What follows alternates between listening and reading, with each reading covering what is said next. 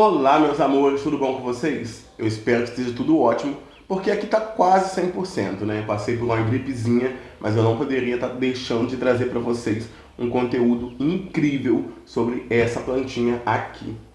Deixa eu tentar dar um foco para vocês, né? Eu não sei se vai estar focando bem, mas se não focar, eu vou estar deixando passando algumas imagens dela aí. É uma planta com bastante abundância no Brasil, porque ela se disseminou muito fácil, já que ela é de facílimo cultivo e ela apresenta uma florescência muito linda. E assim, o público, né, as pessoas realmente adoram plantas que têm florações exuberantes e também que apresentam perfumes. Isso é uma característica assim, no geral, para quando você vai vender algum tipo de orquídea, as pessoas sempre querem saber se ela possui ou não algum perfume, algum cheiro aí. E essa querida aqui tem um cheiro. Eu vou falar pra vocês que não é o meu favorito não, porque ele me deixa um pouco enjoado depois de um tempo. Mas ela é muito perfumada. Eu nem consigo assemelhar pra vocês, por exemplo, com o que se parece o perfume dessa planta, sabe? É um perfume muito doce, eu acho que é por isso que eu acabo ficando enjoado com ele, com o tempo. Mas assim, é uma planta lindíssima, ela entolcera muito, eu tenho uns 5 vasos, ou 6 desses aqui, porque eu divido muito ela, a cada 2 anos mais ou menos, eu faço um repique e multiplico esse vaso, porque eu prefiro vários vasos, né, com flores, do que um grande vaso formando aquele arranjo. É muito bonito um arranjo, porém eu acho muito perigoso, porque uma vez que for acometido com algum tipo de doença, se for uma doença muito agressiva, pode ser que eu não tenha tempo de tratar. Então eu prefiro ter vários vasos, onde eu consigo perceber, né, a doença em algum ou em outro, e eu consiga estar tratando. Mas vamos falar dessa linda aqui? Gente, Celogin flácida. Isso mesmo que você ouviu. Celogin flácida. Vai estar passando o nome dela aqui embaixo.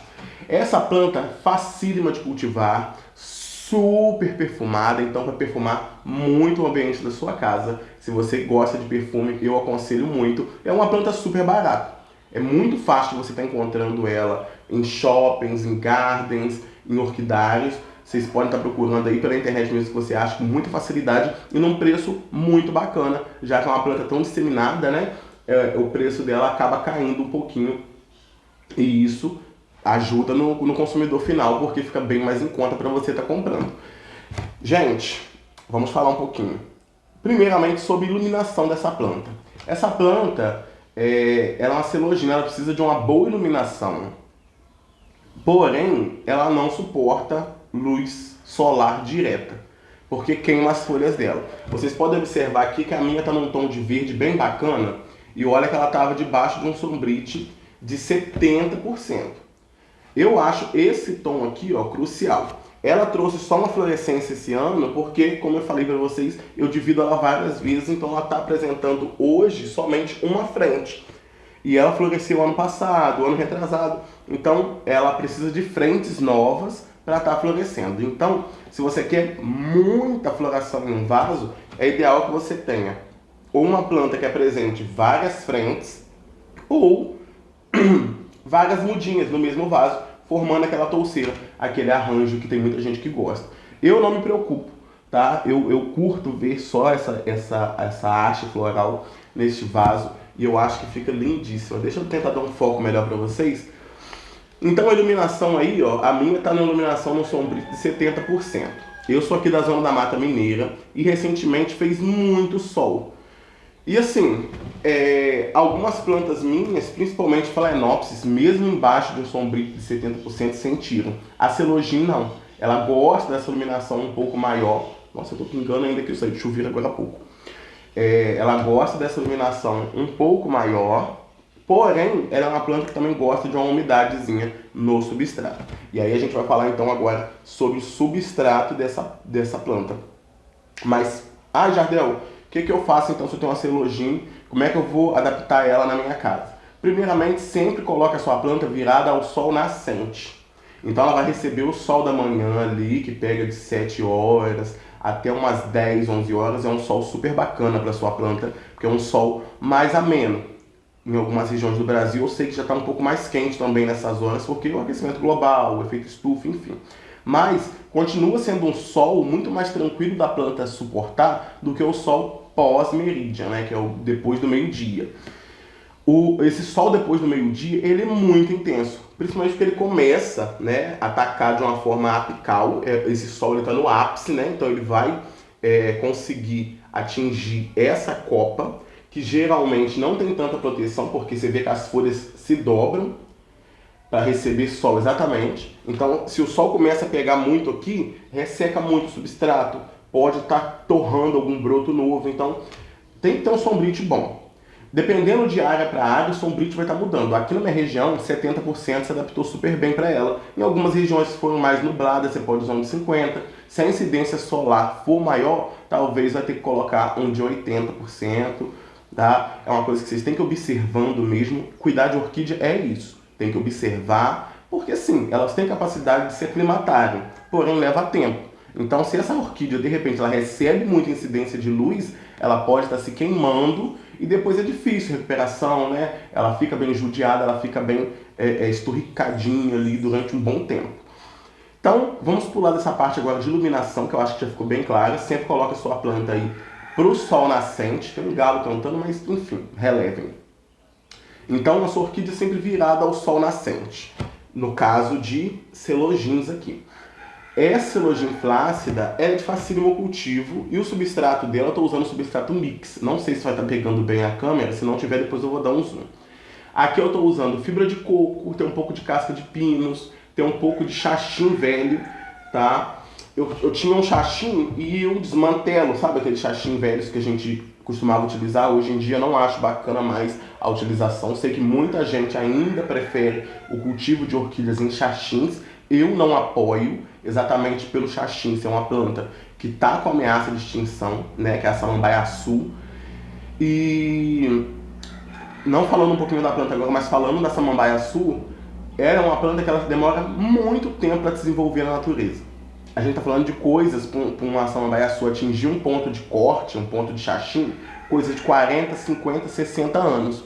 Então, é muito difícil, sabe? Uma planta ficar 60 anos crescendo para você ir lá e cortar ela meramente por estética, né? Hoje em dia a gente tem tantas madeiras bacanas para estar trabalhando, não precisa estar utilizando xaxim. E você pode estar utilizando fibra de coco, você pode estar utilizando ela plantada em um tronquinho dentro do vaso, sabe? Um sansão do campo, um tronquinho de café. Café é ótimo, uma madeira maravilhosa para cultivar orquídeas. Então a gente tem algumas coisas que a gente pode substituir que são menos agressivas à natureza. O sansão, por exemplo, ele tem sido produzido em grande escala e ele tem sido plantado em grande escala porque as pessoas usam ele como cerca viva. Então, sempre que tem essa poda dessa cerca viva, a gente tem aí esse descarte de tronquinhos que muitas vezes iam virar lenha. Você pode estar utilizando para fazer bolachas, para estar plantando suas orquídeas, e a mesma coisa acontece com o café. Para quem mora perto de de algum lugar que tenha, né, plantação de café, o café ele sofre podas, se eu não me engano, anuais. Então sempre tem descarte de galhos de café. E às vezes tem que descartar uns galhos mais grossos. Você pode estar utilizando também, fazer barquinhos, fazer cachepôs, tá? Então vai da sua criatividade para a gente poder preservar o máximo que a gente pode dessa samambaia-açu e que o xaxim continue se perpetuando aí por bastante tempo, porque a extração dele, na época da samambaia chorona, principalmente aí para você que é mãe, que já é avó, vai com certeza lembrar que tinha uma samambaia chorona na sua casa aí, aquela samambaia que vai até o chão, plantada em um xaxim.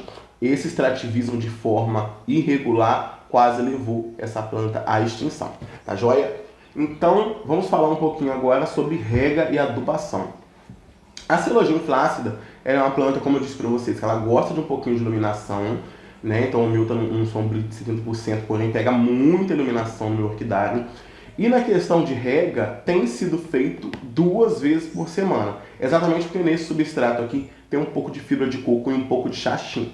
Se não tivesse, eu poderia ter muito bem plantado ela no carvão e brita. Aí sim, seriam regas diárias, porque o carvão e brita não segura umidade alguma, tá joia?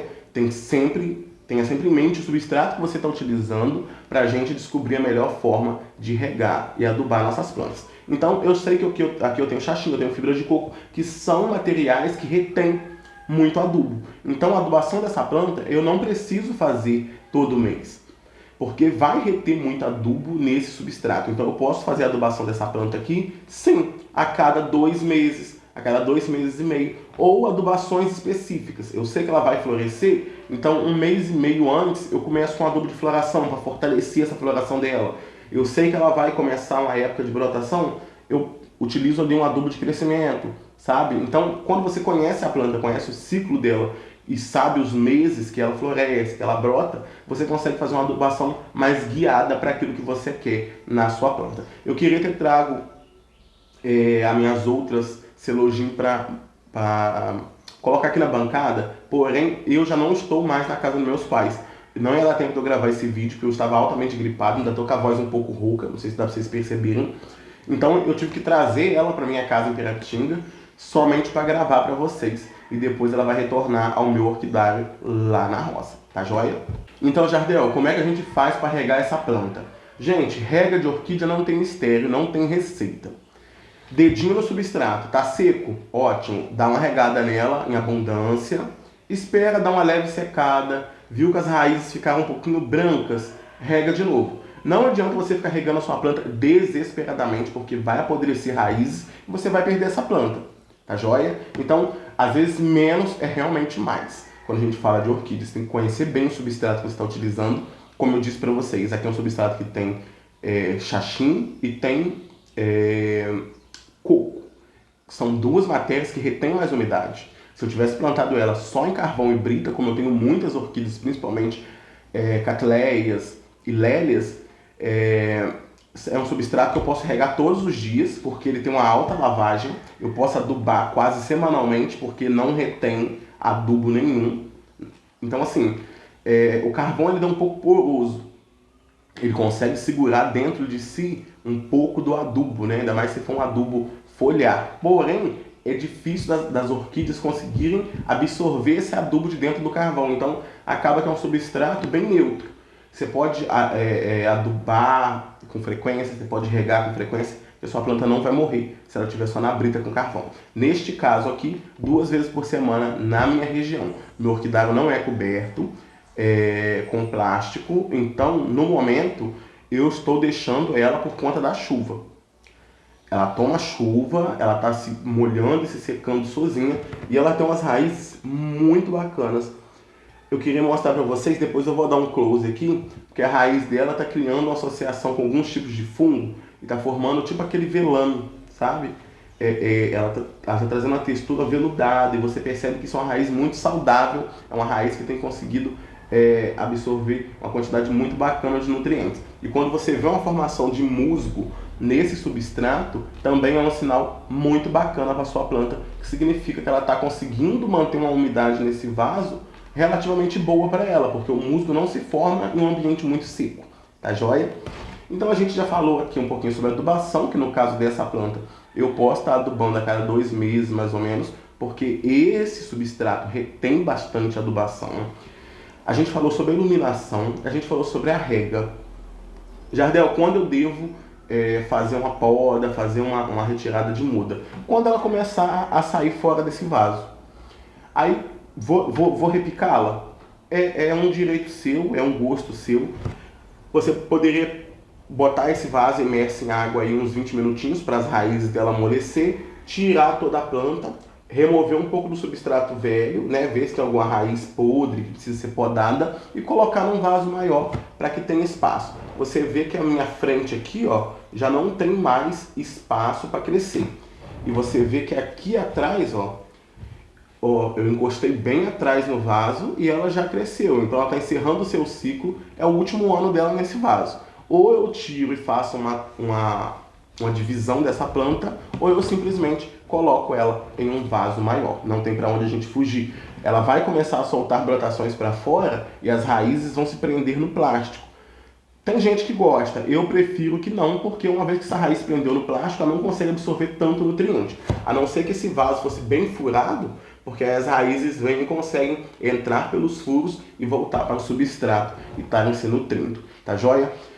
Gente, não tem muito mistério, é uma planta maravilhosa para você que está iniciando no cultivo de orquídeas, é uma planta que eu super aconselho, super indico, porque ela é facílima de cultivar, então eu acho que vai ficar lindíssima no seu orquidário, traz florescências abundantes, toda a frente dela solta uma haste, então é como eu falei para vocês, querem um grande arranjo, coloque várias mudas ou vai com o tempo de fazendo uma divisão, você nem precisa tirar do vaso, tipo, você faz uma divisão aqui, passa um pouquinho de canela e deixa, porque aqui vai soltar uma nova frente e essa muda atrás também vai soltar uma nova gema.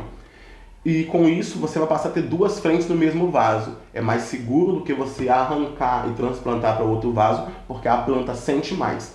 Né? Você quando faz essa divisão dentro do próprio vaso, você tem a planta ela sente menos, porque não foi mexido o substrato dela. Lembre sempre de passar um própolis, um pouquinho de canela, só para evitar uma contaminação fúngica ali. E lembrem sempre, faca esterilizada, bisturi esterilizado, tesouro esterilizado, principalmente na chama do fogo aí, do fogão, numa brasa, para a gente não ter problema de contaminação, principalmente cruzada entre plantas.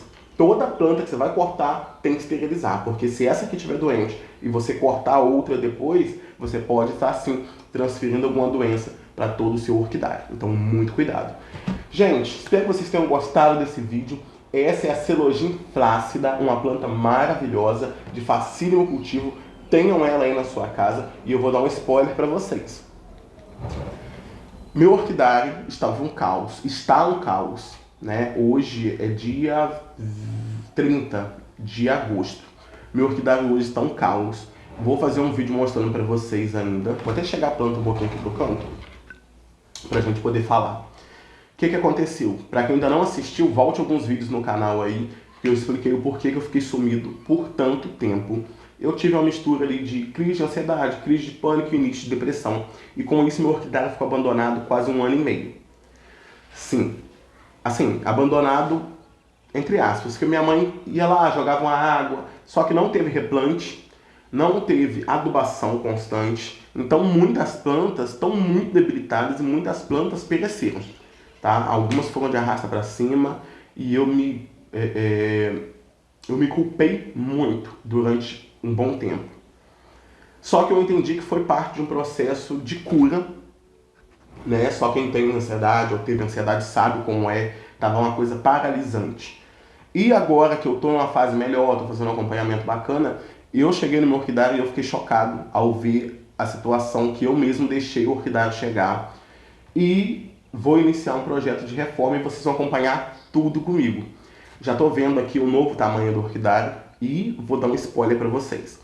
O orquidário, sim, vai começar a ser comercial. Então eu vou estar produzindo as minhas próprias mudas de início e depois futuramente vou estar comprando alguns seedlings, alguns frascos e também trazendo algumas novidades para vocês sobre plantas aí, mas é coisa para o ano que vem, tá? Porque isso demanda um tempo, isso demanda um planejamento maior. Por enquanto eu vou me focar na reforma do orquidário, na recuperação das minhas plantas e na propagação das que eu já tenho muito ali, que são plantas de fácil cultivo. Então para você que está iniciando, né, nesse mundo das orquídeas, vai ser super bacana de vocês estarem adquirindo. Então aguardem, porque vai vir sim muita novidade no canal.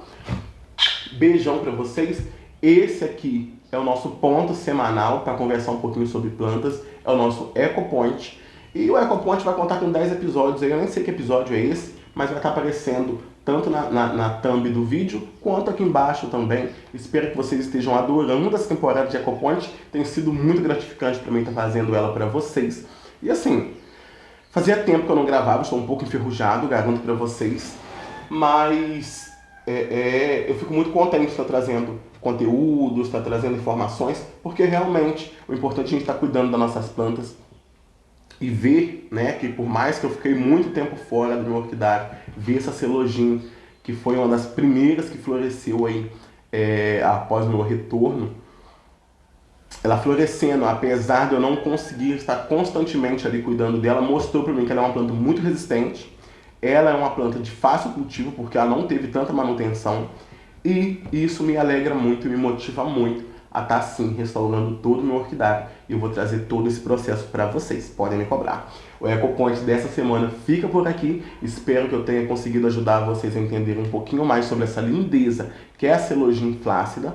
Vou deixar uns takes aqui focando um pouquinho na floração para vocês terem uma visão mais próxima, porque é lindíssima, gente. São flores médias, né? Não são muito pequenas, tem orquídeas com flores bem menores, mas são flores muito charmosas, com um labelo ali que traz um leve marrom, que depois vira um amarelo. É uma coisa lindíssima, vale super a pena você ter na sua coleção.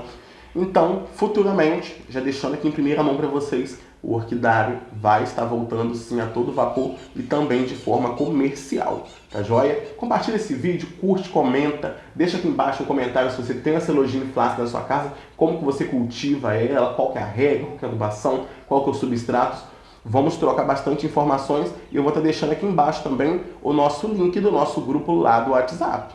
Isso mesmo, tem muito tempo que eu não falo dele aqui, mas a gente tem um grupo no WhatsApp para tratar do tema sobre orquídeas.